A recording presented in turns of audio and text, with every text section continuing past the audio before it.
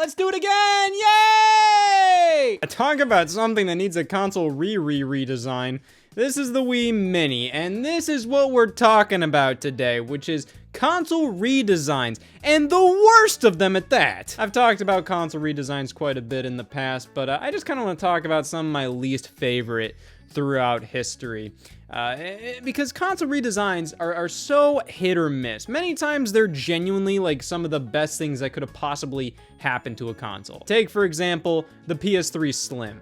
That genuinely saved the PlayStation 3. He took this giant-ass grill with the Spider-Man logo on it, and it was a very, very capable device. Pretty much capable at anything but playing video games. You had all these damn card slots that nobody ever used. You had some models with PS2 compatibility. Some just didn't have that, so it was just a confusing, expensive mess. And around 2009, Sony redesigned the PS3, stripped it down to the bare essentials. It's a much more reliable PS3. It's a much sleeker one. It may not be as capable because the original PS3 FAT, even though some models had PS2 compatibility, I mean, exactly, some models still had PS2 compatibility, so they had that going for them. The PS3 Slim, none of them do. You have PS1 game support, but that's it. But with that redesign came a whole new branding for the PS3.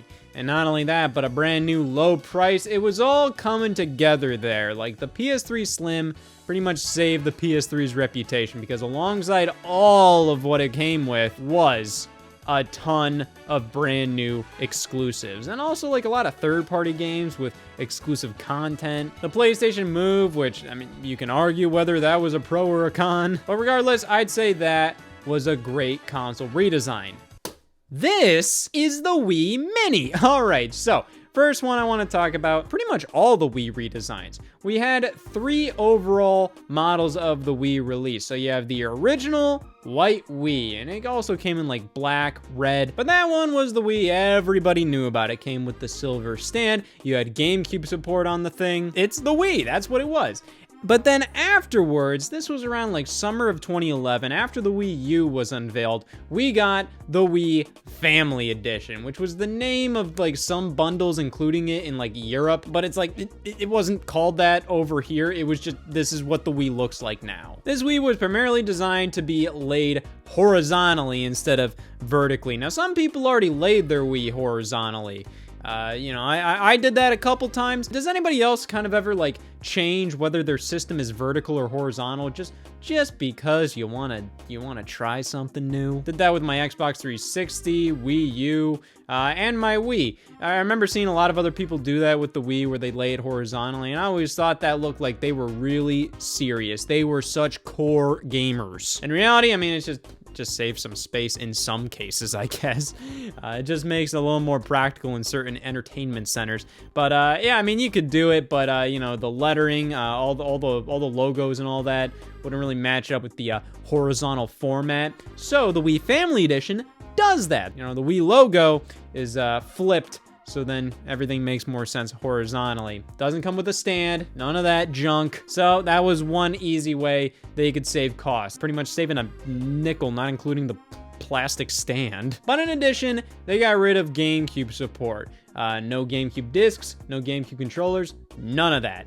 Surprisingly though, on the disc channel for the Wii Family Edition, it still shows a GameCube disc. They truly didn't care. But the Wii Family Edition came with like a $50 price drop. It was like $150 compared to like $200, which the Wii was at the time. Not all too interesting, all things considered. But the Wii Mini, this is where things get a little tart. So just a year and a half later in Canada, they got the Wii Mini. Now, this was a Canadian exclusive for a bit there. It was only $100, so 99 bucks, and it's even more stripped down than the Wii Family Edition. No internet access, which is absolutely absurd, mainly because there is still one USB port on this thing, which does mean, theoretically, you could connect like the Wii Ethernet adapter or the Wii LAN adapter, and then plug this in for a hardwired internet connection.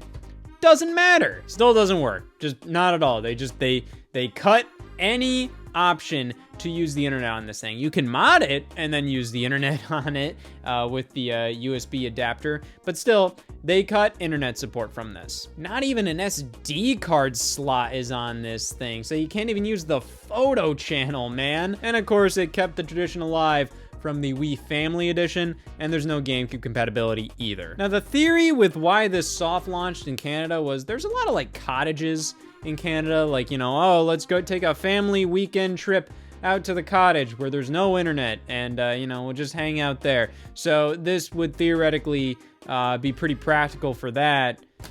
A standard Wii would as well, you know, just taking out the option for internet doesn't do a damn thing, but whatever. Well, you know, you just have this and a couple Wii games, and, you know, this is a good off-the-grid video game console. But like what I just said, the original Wii is a good off-the-grid video game console as well.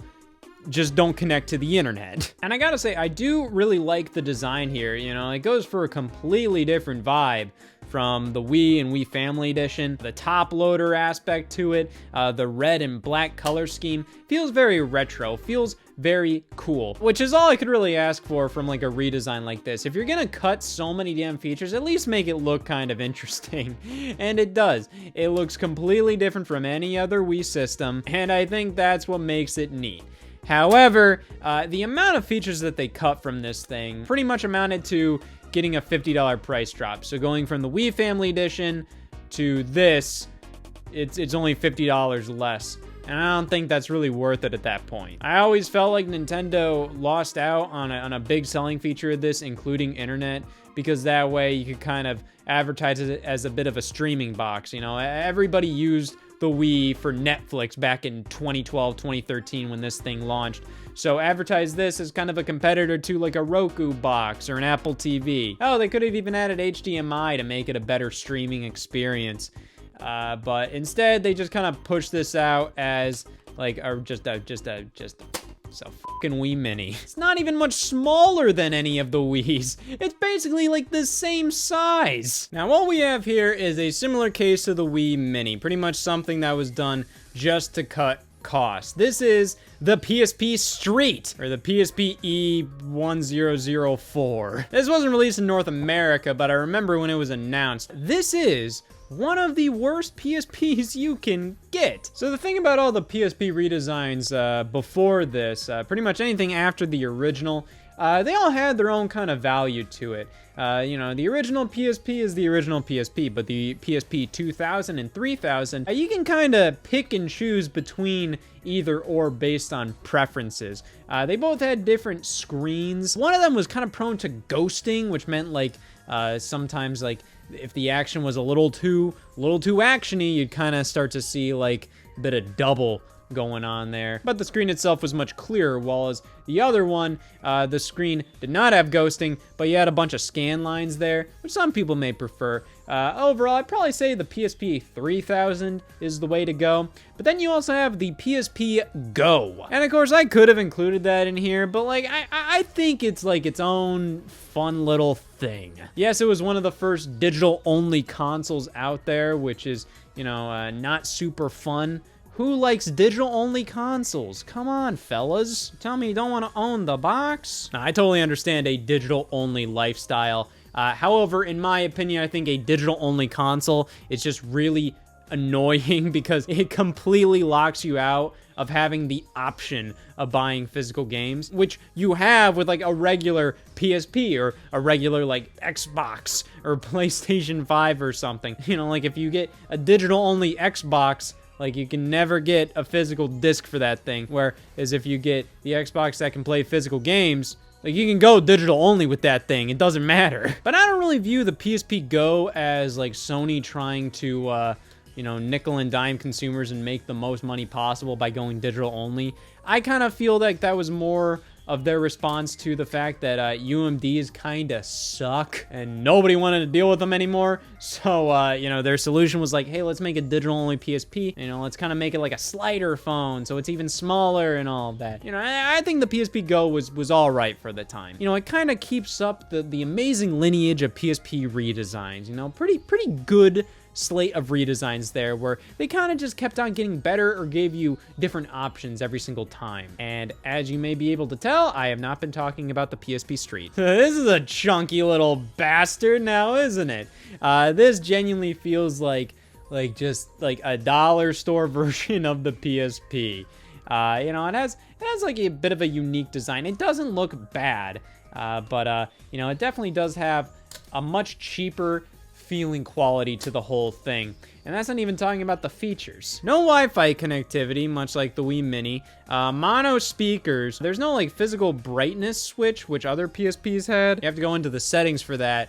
You know, like overall, you can still get by with this, but like at this point, why would you? My main problem with a lot of these low-cost console redesigns is by the time they actually come out, they still cost more than like just getting like a refurbished older model of the PSP or the Wii or whatever. Like in 2012, 2013, when the Wii Mini launched, and let me reiterate, I say 2013 because it launched everywhere in 2013 with a copy of Mario Kart included. So, you know, it was a better deal for $100 at that point. But by the time that initially launched, the Wii, like you could get a used Wii at GameStop for significantly less than $100. And the fact this doesn't do anything other than just be a cheaper PSP, it just solidifies itself as just not a great redesign here. Speaking of, the Xbox One S All Digital Edition. So this was rumored for a bit and finally released, I believe in like 2019 or so. And yeah, this took one of the best redesigns out there, the Xbox One S. Fantastic console redesign of the Xbox One. And just pissed on it. They just removed the disk drive. That's it. And the way they always talk about it is like disc-free gaming, like having a disk drive is a huge nuisance. Like, oh, son of a bitch, like there's a slot here. Ugh! Price-wise, this made like no sense. $250 for this. $50 less than the regular Xbox One S. That ain't worth it. Oh wait, but it includes Minecraft, Sea of Thieves, and Fortnite, a free-ass game. Oh well, never mind, what a steal! This is pretty much Microsoft testing the waters of a digital-only console about a year and a half or so before they launched the Xbox Series X and Series S. At least with the Xbox Series S, like I've always felt like that makes a lot more sense. You know, it's a less powerful version of the Series X, but you get significant savings by doing that. Now, Series X launched at 500, Series S launched at 300. You know, you don't get a disk drive, it's not as powerful, doesn't have as much storage, but it's $300. So that just kind of felt like it was like a good baseline. Oh, I just want to play a couple games, a couple of the next-gen experiences, but I don't really care that much about getting like the craziest experience. You know, I think that made a lot of sense. This one, they just got rid of the fucking disk drive. There's nothing different about this console other than they just got rid of the disk drive, and you save $50. But like you could easily find a regular Xbox One for like $200 around that time. Hell, I guarantee you, I remember actually buying my Xbox One in like 2017, 2016 actually, for like $200 or something on Black Friday. However, this does not stand alone in the realm of bad Xbox console redesigns. Hooray! It's the Xbox 360e! What the hell is up with that letter with these redesigns? This launched in 2013, and it was supposed to kind of be the Xbox 360 refresh to go alongside the Xbox One. And what they did was pretty much make the Xbox 360 look like a bootleg Xbox One. See, this looks very similar to the original Xbox One with like, you know, it's two-tone finish there. You know, one is super glossy, the other is kind of not. This one was advertised as being a lot quieter and also faster internet. I don't give a damn about that 10 years later. What I do care about, not really, but you know, hey, they just removed a couple of ports. Lost a USB port, optical audio, you know, just a cheaper Xbox 360. This could be a lot worse. It's not like a bad choice to only have this for your Xbox 360 needs. I just hate the redesign, man. I really loved the first two Xbox 360 designs. The original is iconic. The second one, it's an X. Kind of kept the original kind of shape of the original, but made it like new and more refined, and it also made it a lot more reliable. That was a big thing about the Xbox 360S. Now that is one of the best console redesigns. But you know what was really stupid about it? The 4GB model has a matte finish, which is perfect. I love matte finishes. Mwah. I kissed. Mwah. The 250GB model, or like anything other than the 4GB model, was shiny glossy plastic. Stupid. Just attracts so many fingerprints and scratches. There's no way to keep it completely like safe from any of that. It was stupid. And this has even more shiny glossy plastic, and it looks just like the Xbox One. And I've told this story before, but it always stuck with me, how my local newspaper, you know, in the entertainment section, which I always perused. I only cared about entertainment and not news about the world crumbling around me. But they did a front page story in the entertainment section about the 2013 console launches, so PS4 and Xbox One. And, you know, they had a picture of the PS4 there, but they used like this image of the Xbox 360 because it looked very similar to an Xbox One. So they used this image without realizing that, oh, this is the Xbox 360. Just an odd trend with console manufacturers where they make their previous generation look similar to their new one, and I don't know why they do that. Maybe it's to get a couple extra sales out of the older generation.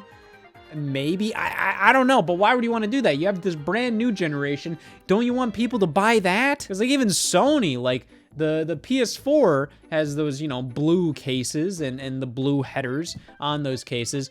And for a little bit there, Sony redid the PS3 box art, so we have like a handful of games that released that have a PS3 box art that's like blue, like the PS4.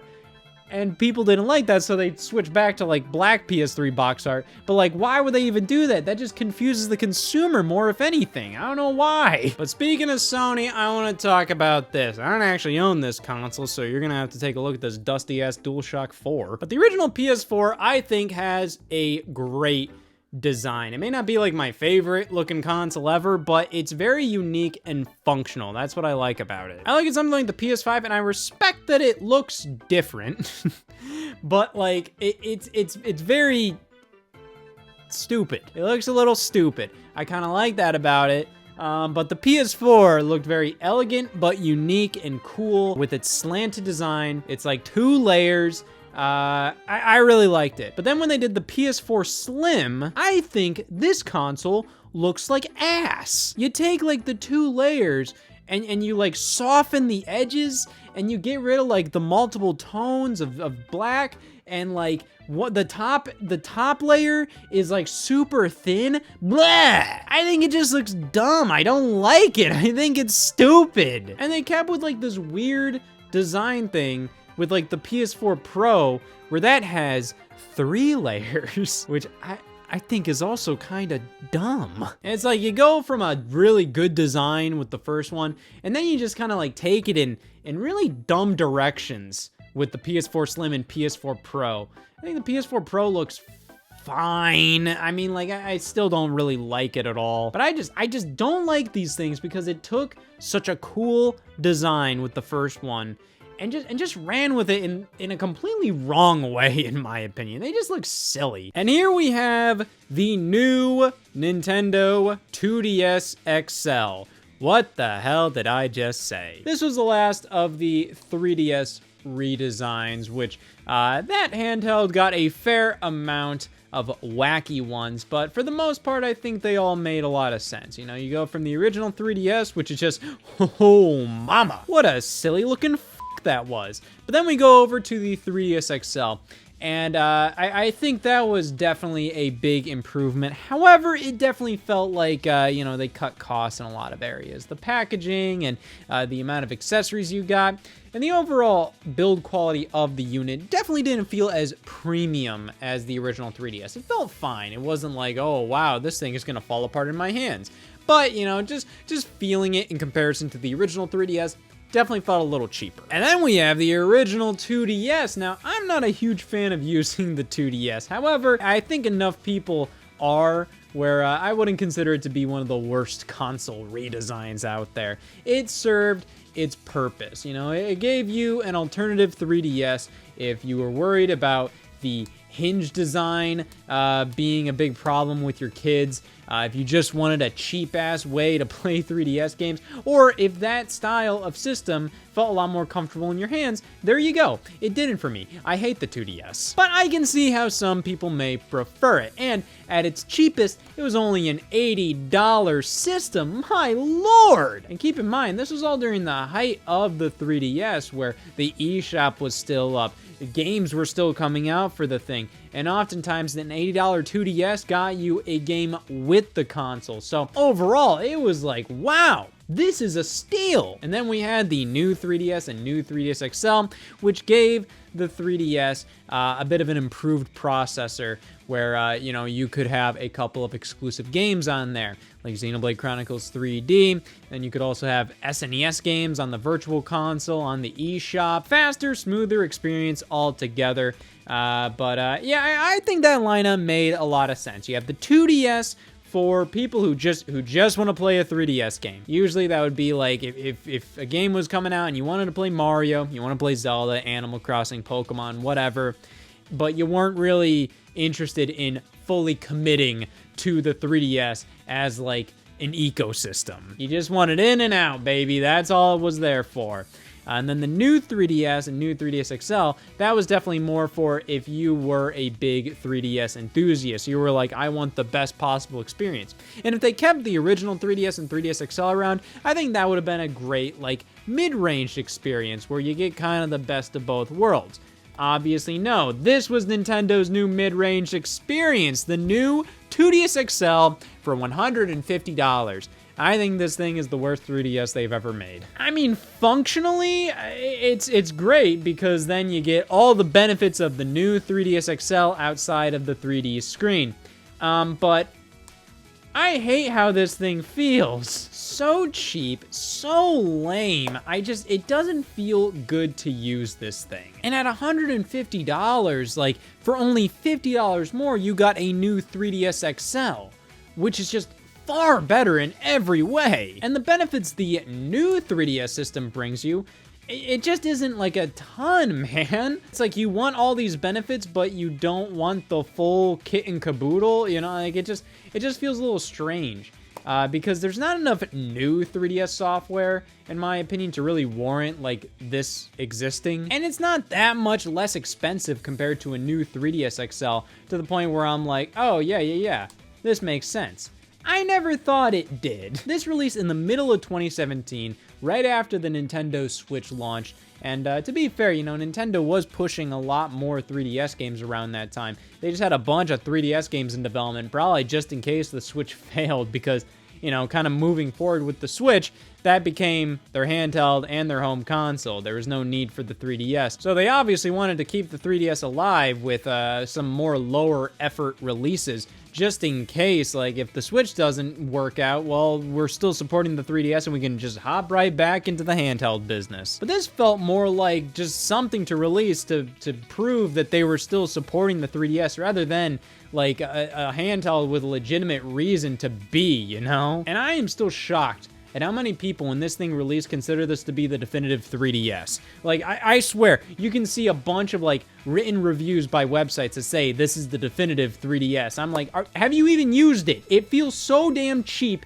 and lame. They just moved shit around where it's just like, yep, there's a flap for some reason now. And then the buttons just feel so cheap and lame. They just move things in weird spots, like the dual cameras are on the bottom half of the system now for some reason. I mean, it's once again, it's perfectly playable. Like you're still getting a decent 3DS experience with this, but man, everything just feels so much cheaper, so much worse. This is, in my opinion, my least favorite 3DS system. Well, I take it back. This is the SNES Junior. I believe that's a fan term for the thing. Not actually sure, though. I just think this looks very, I don't know, incomplete. It's like it has no character to it. It almost feels like you kind of combined the North American SNES and the European and Japanese designs and just kind of put it together, where you kind of have this curved design, but you still have the purple buttons. And I just feel like it looks weird, man. It's a weird size. Like, it's smaller, that's cool. Can I just say I don't like how this looks? That's all I really have to say about this one. It's fine, it does the job. I believe you can't get like S-video out of this, which I don't really care about anyways. Listen, man, I got like the CRT set up with a bunch of retro consoles plugged in, but I don't really care about the, in quotes, best picture quality possible out of them, because the CRT there, it's all for a novelty, really. Like, I'm not doing this as like, oh, I need the best quality experience possible. No, like a CRT is just kind of fun to have there for the novelty of like, it's an old TV and there's something charming about watching stuff and playing stuff on it. So I don't really care about S-video, to be quite frank. But regardless, this kind of takes the SNES and it just kind of rips all of the character out of it and just kind of leaves this as like just kind of a weird design to me personally. And you know what that reminds me a lot of? 3. This is the Sega Genesis 3. This was released in the late 90s. And yeah, this is unbelievably tiny, even by today's standards. Like, look at this thing. This is actually released by Majesco. Yes, Wii shovelware ass company Majesco. And this was just a cheap ass Sega Genesis to put out during that time. A lot of weird design choices on here for the sake of cost. Like, for example, they don't have an LED light on here. They just have an orange sticker. And this will play most Genesis games outside of I believe Virtual Racing won't work on here, maybe a few others. And then there's also no compatibility with Sega CD or Sega 32X. I mean, if you were probably buying this for cheap in the late 90s, like after the reign of the Sega Genesis, you probably weren't interested in playing Sega CD or 32X. This is mainly for people who just want a cheap game system. You know, you can play the Sonics, you can play, you know, Mortal Kombat, you can play your sports games, you can play a lot of the third-party multiplats, all that stuff. Like, it'll work on here. I do find it strange how they call it the Sega Genesis 3. Like, why do that? It's just an odd choice, in my opinion. Why do that? It makes it seem like this is like an evolution, you know? No, this is just a way to resell the Sega Genesis for pennies. And that's what I feel like the worst console redesigns really do. They're just kind of there, and you can just feel the cheapness oozing from them. You can just feel that they were only done to save on money, and they weren't done with the consumer in mind, outside of offering it for a cheaper price. But like I said before, the cheaper price barely ever matters. Half the time, you can find the better models of that system for cheaper. They might be used, refurbished, or they just might be like on sale at a different retailer. I don't know, but most of the time, if you look around hard enough, you can find a better deal than what these console manufacturers claim is a better deal. But I gotta be honest, like the Sega Genesis 3, you know, I kind of put it in here just because, like, I mean, it qualifies for worst console redesigns, but it is kind of charming, you know? Like, it is pretty impressive how small they were able to get this. But to be fair, making a console this small is not always great because, you know, you have the wired controllers here, and, aw, damn it! Yeah.